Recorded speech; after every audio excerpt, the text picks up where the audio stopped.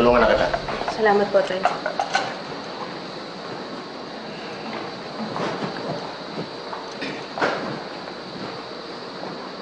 Now, yung isang contact ko, kilala niya yung may-ari ng bahay na inuupahan ni Georgia. Kaya mapapadali ang plano natin. Sige ho, Tay, gawin nyo na. Para matikman naman ni Georgia yung paghihiganti ko. Paghihiganti?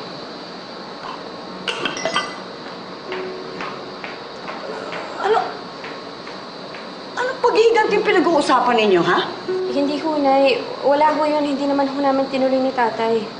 Diyos ko. Narinig ko maghihiganti ka. Maghihiganti ka kay kay Georgia.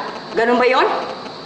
Na hindi nga ho itutuloy. Ayoko na nga rin ho ng gulo. Oo, totoo yun. Kaya huwag ka nang mag-isip ng kung ano-ano, Lourdes. Ay nako, hindi ako naniniwala. Hindi ako naniniwala. Nagsisulungaling kayo mag-ama. Sumagot kayo sa akin. Hindi ba? Nay, kailangan na ho namin gawin to. Lalo na ngayon at dalawa-dalawa ng kalabang ko. Pero anak, ikakapahamak mo ito. Noel, tigilan mo na ito. Huwag mo naman sirain ang buhay ng anak natin. Lourdes, wala akong sinisirang buhay. Binibigyan ko lang ng hustisya ang pagkamatay ni Milan. Hindi matatahimik si Emma sa pinaplano niyo Kung gusto mong makatulong sa anak natin, ialis mo siya dito. Ialis mo siya dito, Noel. Nay, kahit saan ho ako magpunta, susundan at susundan ako ni Georgia. At lalong hindi ho ako matatahimik kung hindi ko nang bibigyan ng hustisya ang pagkamatay ni Milan. Kailangan akong baliin ang sungay ni Georgia, Nay. Dahil kung hindi, makakagawa at makakagawa pa rin siya ng kasamaan. Ay, nako! Bahala na kayo! Basta ito lang masasabi ko sa inyo, sa gagawin nyo yan, hindi mapapalagay ang loob ko! Kakabog-kabog na nga yung dibdib ko Bahala kayo mag-ama!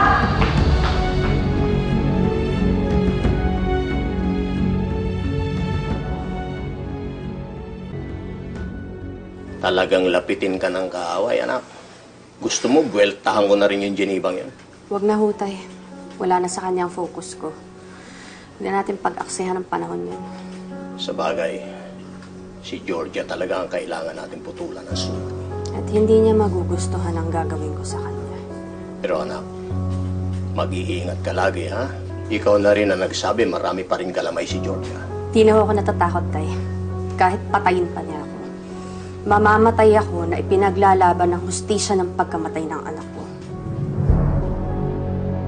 Grabe. Alam ko mabuti kang tao, pero paaalalahanan pa rin kita.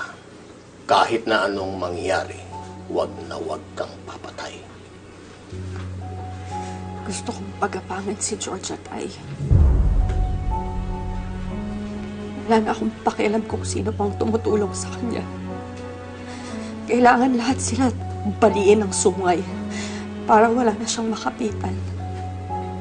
Kailangan bigyan ng hustisya ang pagkamatay ni Milan. Ipaghihiganti ko ang anak ko. Kami ang bahala, anak. May paghihiganti mo si Milan. Kami ang bahala.